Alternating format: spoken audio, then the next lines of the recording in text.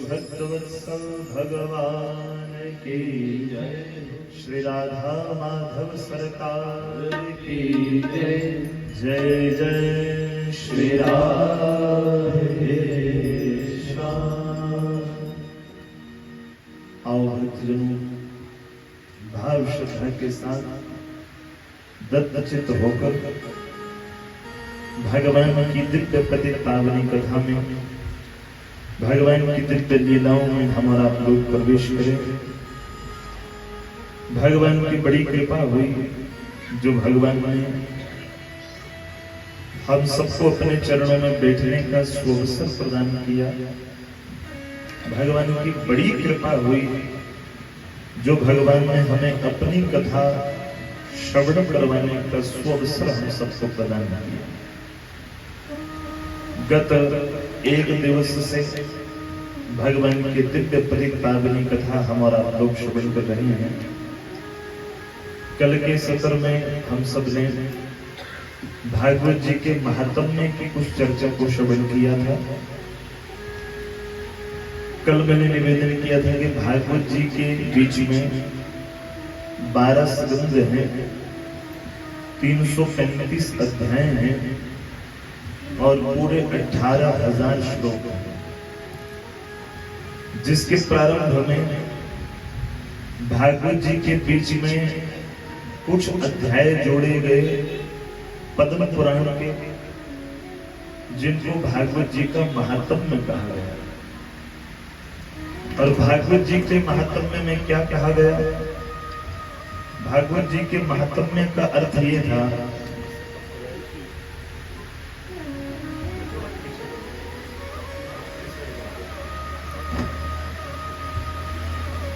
भागवत जी के महात्म्य में हम सबको ये सिखाया गया,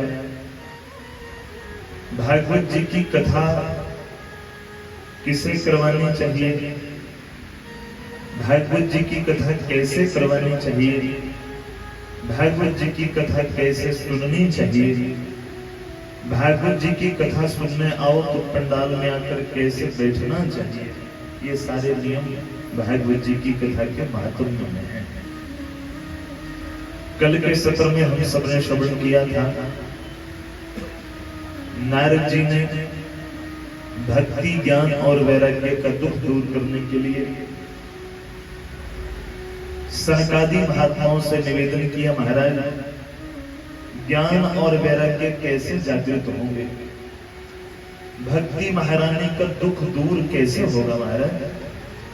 तो सनकादि महात्माओं ने नारद जी को कहा, नारद जी यदि इन्हें श्रीमद् भागवत जी की कथा श्रवण करवाई जाए तो भागवत जी की कथा श्रवण करने से ही इनका दुख दूर हो सकता है।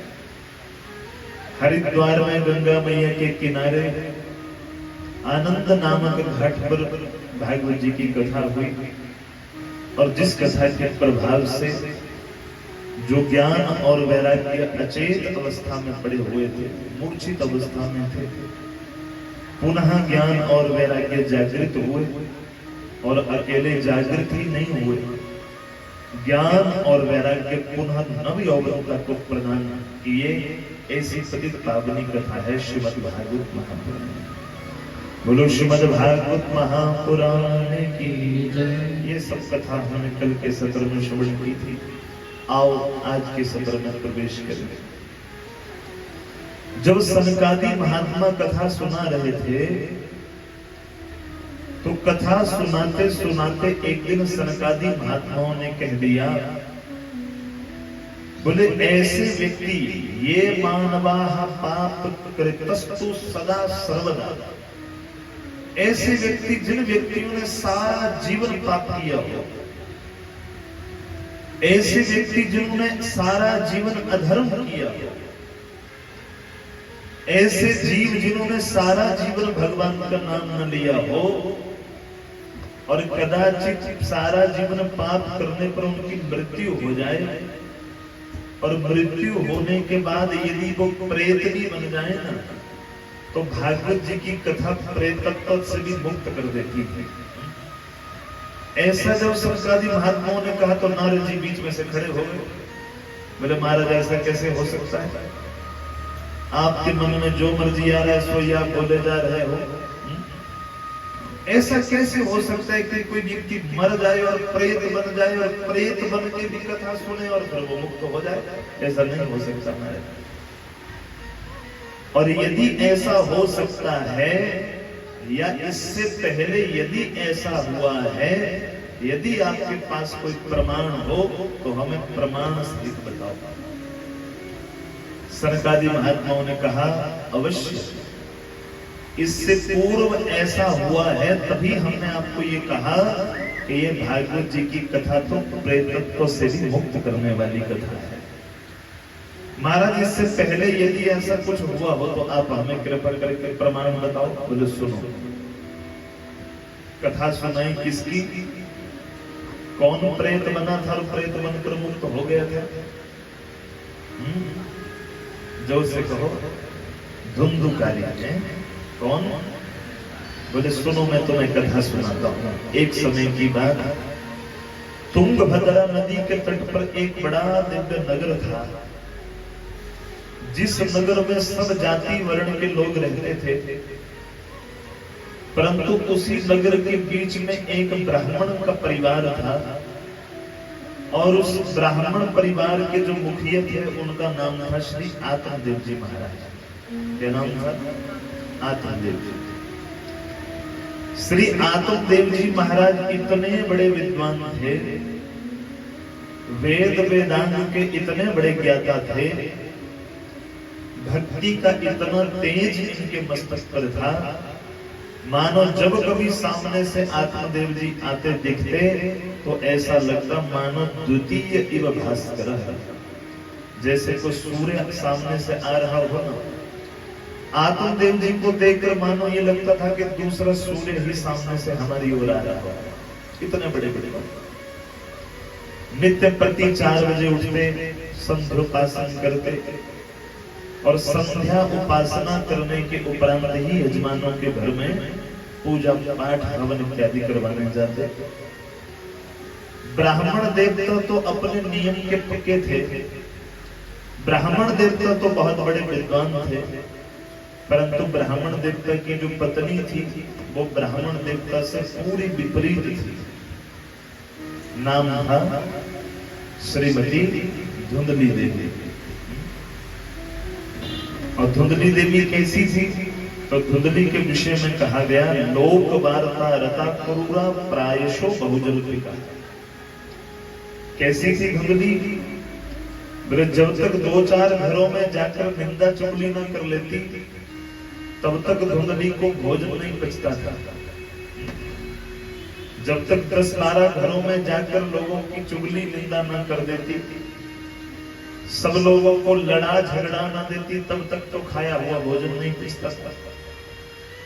इसलिए बोले धुंधली का काम ये था कि ब्राह्मण देवता तो प्रातः 4 बजे उठकर स्नान करके संध्योपासन करके यजमानों के घर चले जाते, और कई बार ब्राह्मण देवता यजमानों के यहाँ कर्मकांड करवा के लिए आ जाते। आकर देखते तो धुंधली आराम से खराटे मार के सो रही होती। सूर्योदय हो जाने के बाद उठती, फिर स्नान हुआ तो हुआ, नहीं तो वैसे ही जो रात का बचा हुआ भोजन होता वो खाती। घर के कार्य में तो कुशल थी, परंतु कहा आपस में निंदा चुगली करने में पूरे नगर में एक नंबर पर थी। ब्राह्मण देवता के घर में सब कुछ, अन्न धन की कोई कमी नहीं थी। कमी थी तो किस चीज की? कि घर में कोई संतान नहीं थी। यूं तो ब्राह्मण देवता अपने ज्ञान के बल पर अपने मन को मना लेते थे, हो सकता है मेरे भाग्य में संतान लिखी न हो सकता है कि मेरे भाग्य में संतान का सुख नहीं हो। बार बार ब्राह्मण देवता अपने मन को मना लेते, परंतु जब यजमानों के बीच में जाते तो जब यजमान बार बार पूछते, महाराज आप तो हमारे घर में कर्मकांड कर रहे हो, पर जब आप नहीं रहेंगे तो हमारे घर में कौन पूजा पाठ करवाएगा? हमारे आपके घर में तो कोई संतान नहीं है, आप नहीं रहेंगे तो आपके बाद कौन हमारे घर में आएगा पूजा पाठ करवाने के लिए? और जब बार बार यजमान ब्राह्मण देवता को ये पूछते तो ब्राह्मण देवता को बड़ा दुख होता। फिर ब्राह्मण देवता को याद आती कि भगवान यदि मेरे घर में भी संतान होती तो कम से कम मुझे लोगों के ये ताने न सुनने पड़ते। देखो कई बार जीव संसार में अपने मन को मना लेता है। कई बार जैसे हमारे कर्मों का फल हमें मिल रहा हो उसके अनुसार कई बार हम लोग तो अपने मन को मना लेते हैं, परंतु जीने कौन नहीं देता है? जीने नहीं देता है तो समाज आपको बार बार पूछता है। गुरु शिवं के बिहारी लाल की जय। आचार्य जी जरा पंखा बंद कर दीजिए। आचार्य जी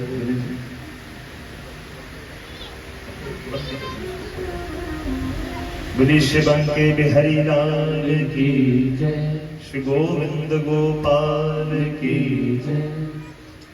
अपने ध्यान को भगवान की कथा में रखें। कोई कथा में आ रहा है, कोई कथा से जाएगा भी, बीच में लोग आएंगे भी, बीच में से जाएंगे भी, पर आते जाते लोगों को देखते रहे तो 3 घंटे फिर यहाँ बैठने का कोई मतलब नहीं होगा। जैसे हमने अपने जीवन के इतने वर्ष सब व्यर्थ लगा दिए, कहीं ये 3 घंटे व्यर्थ ना हो जाए। अपने ध्यान को ठाकुर जी के चरणों में ही रखना। ठाकुर जी को सामने इसलिए बिठाया जाता है कि कान आपके कथा सुनते रहें और नजरें आपकी उनकी छवि की ओर टिकी रहे, इसलिए सामने ठाकुर जी को बिठाया जाता है। बोलो शिवं के बिहारी लाल की जय। कथा पंडाल में सबसे ज्यादा खतरनाक 2 चीजें हैं जो हमें सबसे ज्यादा परेशान करती हैं। कौन कौन सी भला?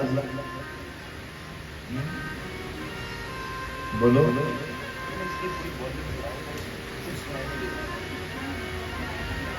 कौन सी 2 चीजें सबसे ज्यादा परेशान करती हैं? पहले नंबर की चीज परेशान करती है जिसको बोलते हैं निद्रा देवी।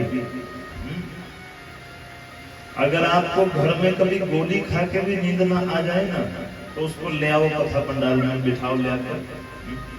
कोई बोले कि मेरे गोली दवाई खा के भी नींद नहीं आती, अनिद्रा की समस्या है, उसको ले आओ कथा पंडाल में बैठ भाई। जिनको कभी जिंदगी में नींद ना आए ना उनको भी कथा पंडाल में बैठ कर आ जाते हैं।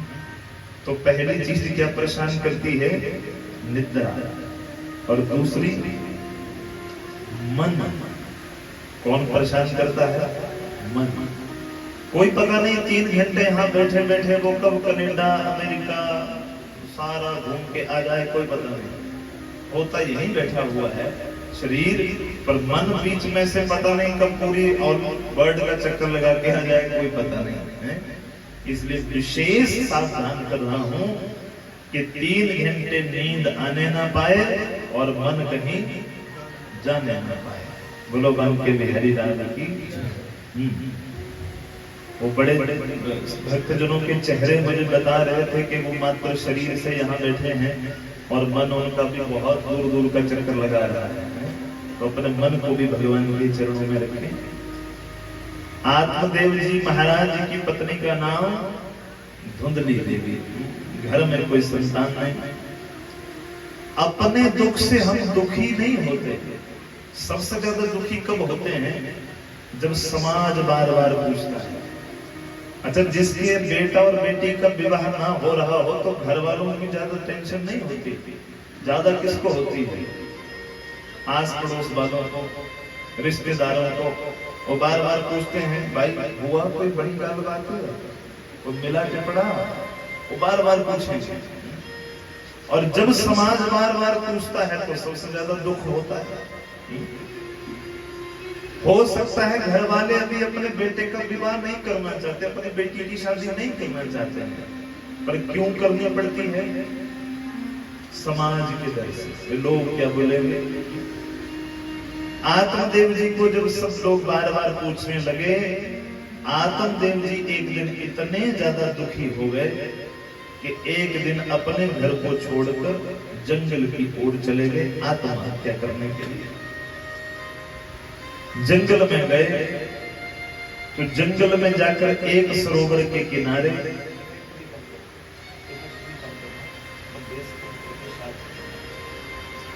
सरोवर के किनारे बैठे और सरोवर के किनारे बैठकर अपने भाग्य को कोसने लगे।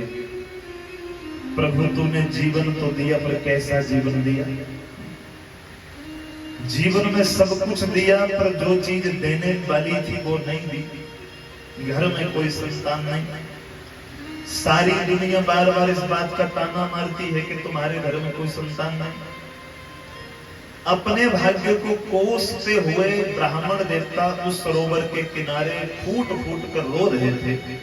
इतने में क्या हुआ? भगवान की कृपा से उसी मार्ग में एक संतों की टोली चलती हुई आई। जीवन में संत भी बिना भगवान की कृपा के नहीं मिलता। जीवन में संत तब आता है जब भगवान की कृपा होती है।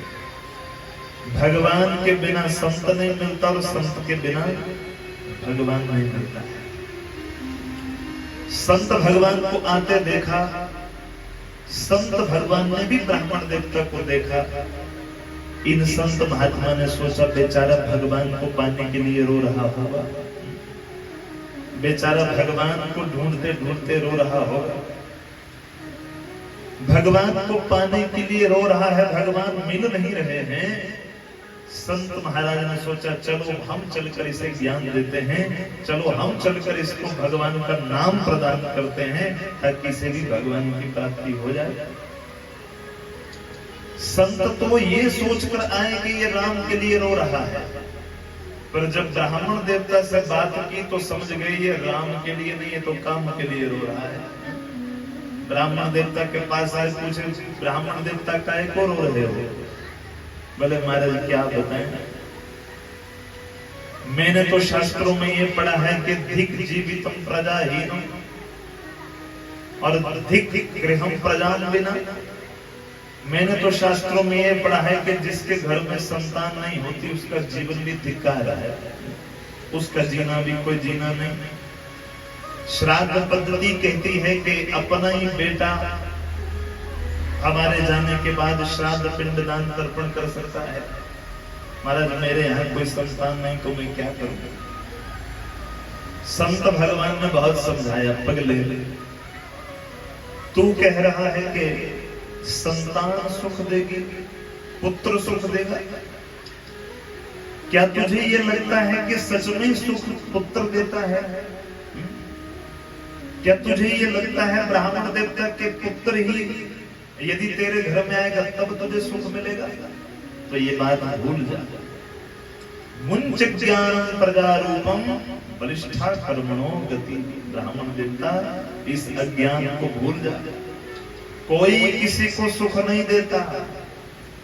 सुख और दुख तो अपने कर्मों का है। कर्म अच्छे किए होंगे तो सुख मिलेगा, कर्म अच्छे नहीं रहे होंगे तो दुख मिलेगा। और ब्राह्मण देवता यदि तेरे जीवन में तुझे संतान सुख न मिला तो ये भी तो तेरे कर्मों का ही फल होगा। तो फिर तू काहे को रो रहा है संतान के लिए? अगर तुझे इस बात का विश्वास नहीं होता कि पुत्र ही सुख देता है तो फिर चला जाओ उनके घर में।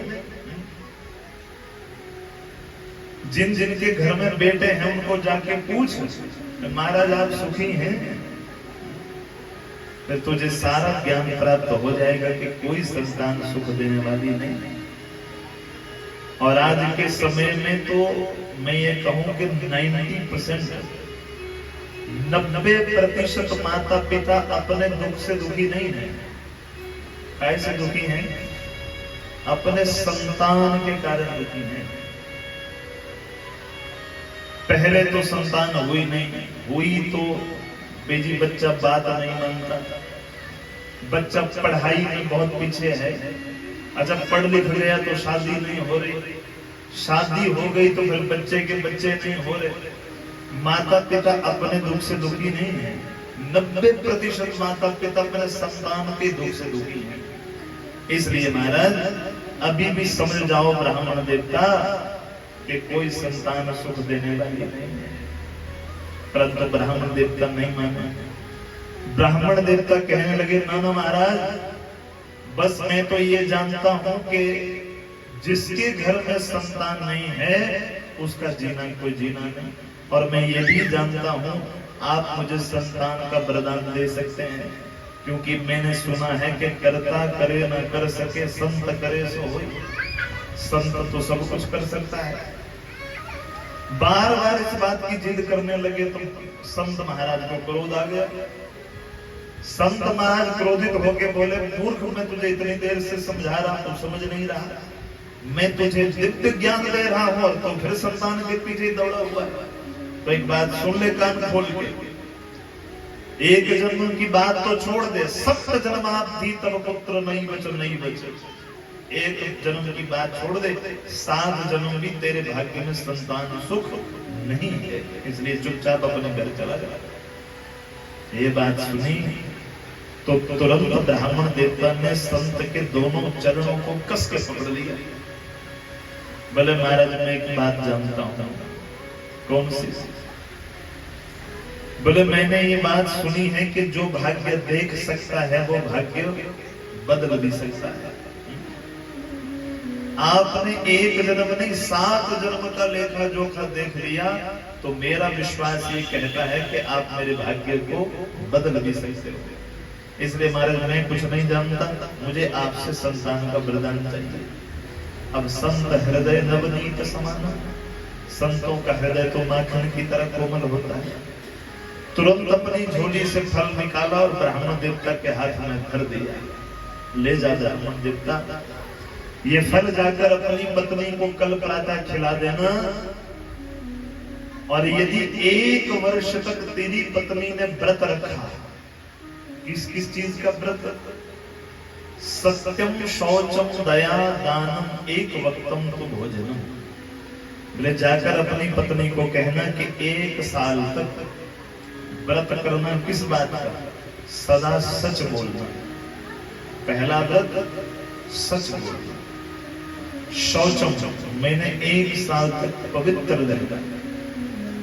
सत्यम शौचम दया, घर में कोई भी आए, भले वो जीव हो भले वो प्राणी हो, सबके ऊपर दया करना।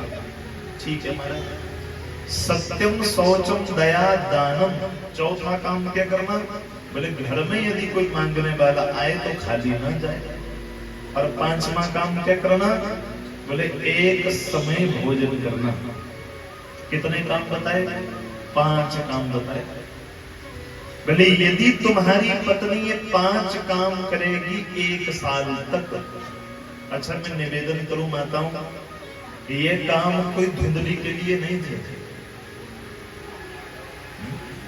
मैंने कल कहा था कि 7 दिनों में मैं आपको कहानियां नहीं सुनाऊंगा। कहानियां आपको मेरे से ज्यादा आती हैं, कथाएं आप मेरे से ज्यादा सुन सकती होंगी, पर इस कथा से हमें अपने जीवन में क्या ज्ञान लेना है वो ज्यादा जरूरी है। ये कोई धुंधली के लिए नियम नहीं बने थे, ये हमारे और आपके परिवार के लिए भी नियम थे। जब किसी घर में, यूं तो शास्त्र कहता है, जब किसी का विवाह हो जाए तो विवाह के बाद जो पति पत्नी है, पति पत्नी को 1 वर्ष तक संतानोत्पत्ति नहीं करनी चाहिए। विवाह के कम से कम 1 साल तक। विवाह के कम से कम 1 वर्ष तक पति और पत्नी को संतान की इच्छा नहीं करनी चाहिए। तो क्या करना चाहिए? बोले पति और पत्नी को दोनों को मिलकर 1 साल तक भगवान का भजन करना चाहिए। क्या करना चाहिए? जोर से बोलो, आज कुछ ज्यादा ढीले हो गए। 1 साल तक क्या करना चाहिए? भगवान का भजन करना चाहिए, दोनों को मिलकर डट के भक्ति करें दोनों मिलकर। फिर 1 साल तक भगवान की भक्ति करें और 1 साल तक भले कोई भी मंत्र लेके भजन करें। बोलो श्रीमद् भागवत महापुराण की, श्री बंके बिहारी लाल की।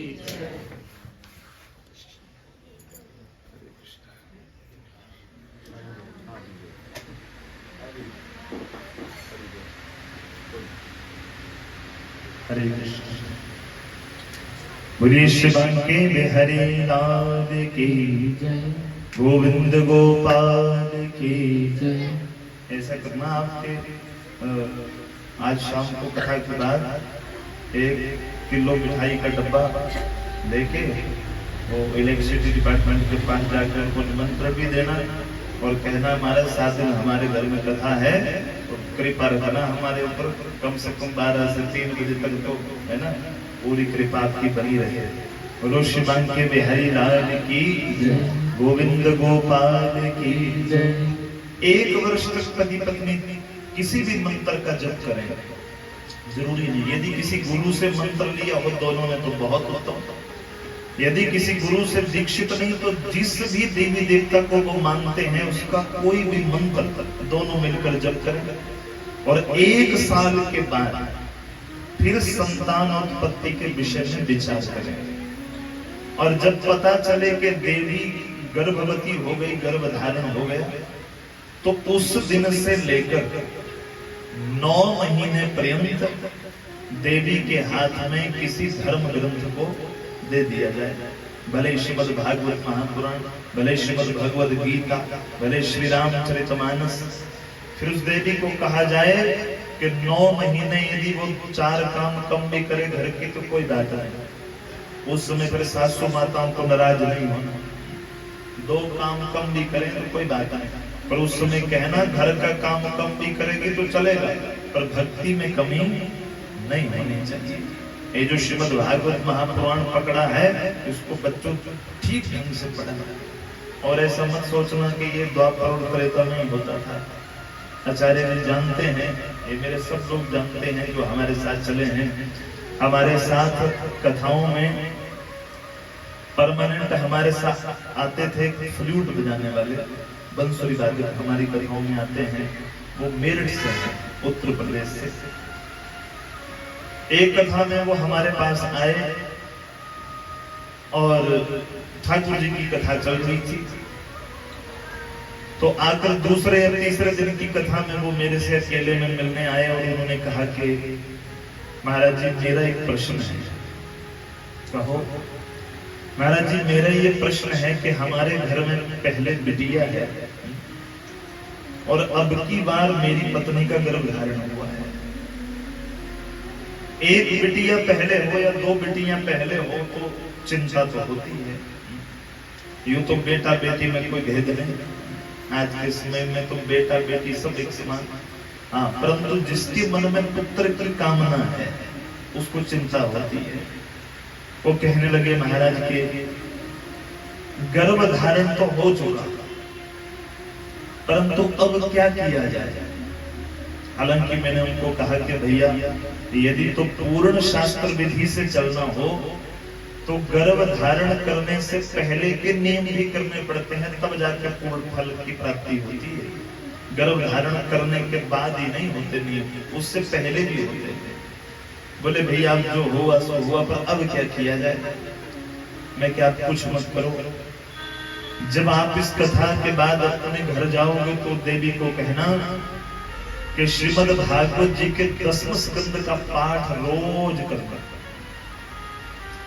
10वें स्कंद में भगवान श्री कृष्ण के अवतार की कथा आती है, भगवान श्री कृष्ण की बाल लीलाओं की कथाएं आती हैं। मैंने कहा देवी को कहना कि 10 स्कंद का पाठ रोज करना, उसमें कोई गैप नहीं होना चाहिए। भले घर के 4 काम कम कर देगी कोई समस्या नहीं, परंतु ये वाला पाठ रोज होना चाहिए। ठीक है। और आप यकीन नहीं करेंगे, अभी 10-11 दिन पहले उनका मेरे को फोन आया कि हालांकि एक बेटी के बाद 2-3 उनके केस खराब भी हो चुके थे, तो 10-12 दिन पहले उनका मेरे को फोन आया कि महाराज जी आपको बहुत बहुत बधाई। तो सबसे पहले फोन मैंने आपको ही किया, हमारे घर में बेटा हुआ है, बड़ा सुंदर बेटा, ठाकुर जी के स्वरूप पूरा पुत्र हुआ। माताओं बहनों में निवेदन इसलिए कर रहा हूं कि ये सब नियम करने पर यदि हमारे घर में भगवान ना भी आए ना, यूं तो हमें ये सोच रखनी चाहिए कि भगवान हमारे घर में जन्म लेकर आए, पुत्र बनकर आए या पुत्री रूप में आए। पर मैं तो ये कहता हूं कि ये सब नियम करने पर 9 महीने सारे नियम निभाने पर यदि हमारे घर में भगवान नहीं भी आए ना, तो भगवान का भक्त ध्रुव या प्रहलाद जरूर हमारे घर में आएगा ही आएगा, उसमें कोई संशय नहीं है। गुरु श्रीमद् भागवत महापुराण की जय। और ऐसे एक नहीं, ऐसे में आपको हजारों प्रमाण दे सकता हूं। जिन दंपतियों ने उन नियमों का पालन किया, जिन दंपतियों ने बताए हुए नियम का पालन किया, आज आप उनके घर में जाकर देखें तो वो कोई साधारण बच्चे नहीं होते। भगवत कृपा से जो प्राप्त होने वाली संतान है, वो संतान साधारण नहीं हो सकती। वो जो भगवान के अंश हमारे घर में आते हैं, वो बच्चे साधारण नहीं हो सकते। कुछ ना कुछ उनमें भगवान ने विशेष चीज डाल के भेजी होती है। इसलिए धुंधली को सारे नियम बताए संत भगवान ने, जाकर अपनी पत्नी को कहना ये सब नियम करेगी तो क्या होगा। बोले 1 साल बीत जाने पर तुम्हें दिव्य पुत्र की प्राप्ति होगी। पुत्र की प्राप्ति नहीं, दिव्य संतान की प्राप्ति होगी।